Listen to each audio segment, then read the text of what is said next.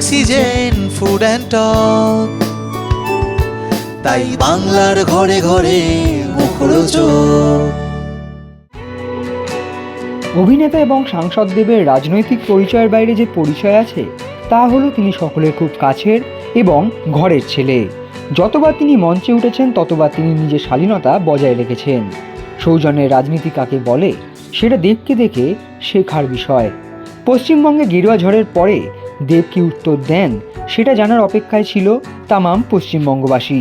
তিনি বারবার Ghatal master plan নিয়ে সরব হয়েছিলেন।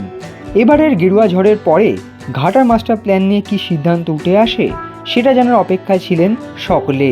অবশেষে মুখ খুললেন অভিনেতা সাংসদ দেব।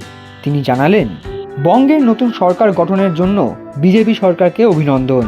আমি আন্তরিকভাবে আশা করি সরকার আমাদের রাজ্যের অগ্রগতি, শান্তি এবং উন্নয়নের জন্য কাজ করবে এবং মানুষের কণ্ঠস্বর শোনা হচ্ছে তা নিশ্চিত করবে।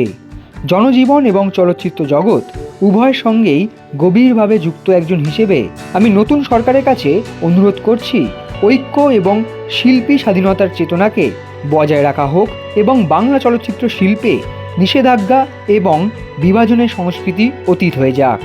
সিনেমা বাংলার অন্যতম বড় পরিচয় এবং এর বিকাশ সম্ভব পারস্পরিক সম্মান, সহাবস্থান এবং সম্মিলিত অগ্রগতির মাধ্যমে। আমি আরও প্রত্যাশা করি ঘাটাল মাস্টার প্ল্যান সম্পূর্ণ করার জন্য নতুন সরকারের সমর্থন এবং সহযোগিতা পাব। এটি দীর্ঘদিনের লালিত স্বপ্ন এবং ঘাটালের মানুষের জন্য অত্যন্ত প্রয়োজনীয়। রাজনীতি ঊর্ধ্বে উঠে এটি মানুষের জীবন সুরক্ষা, জীবিকা রক্ষা এবং তাদের প্রাপ্য ভবিষ্যৎ নিশ্চিত করার বিষয়।